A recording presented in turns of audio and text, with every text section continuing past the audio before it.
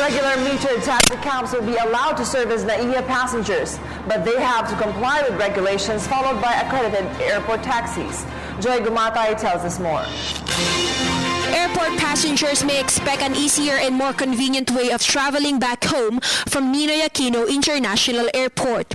This is because Manila International Airport Authority is planning to allow regular metered taxis to also service passengers at the 4 terminals of NAIA. These ordinary taxis do not need to go through accreditation processes to operate at the airport.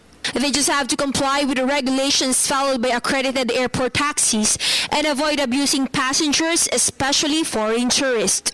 Airport passengers who will take regular metered taxis may expect a lower rate because they are not members of the Airport Transportation Concessionaires Association Incorporated. It means that the flag down rate remains at 30 pesos, half of the flag down rate charged by accredited airport taxis.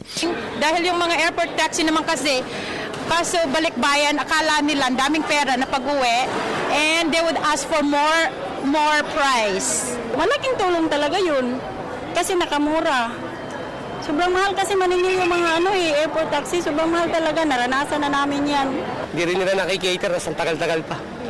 Yun nga po ang problema daw, kulang talaga. Sa tingin nyo, kulang yung mga airport taxi. Hindi kulang, sobra. Mahal lang sila. Kaya wala lang kumukuha. Yun lang ang po doon. 2,500, 3,000 papuntang Fairview. Sige nga, hindi mag-taxi ka na lang. Hanggang 700, doon ka na lang, di ba? Sufficient dispatching areas will be allotted to airport terminals to control the flow of taxis in the nation's largest and busiest airport. This is Joy Gumatay for PTV News. Ako po si Cathy San Gabriel. Subscribe na sa PTV YouTube channel.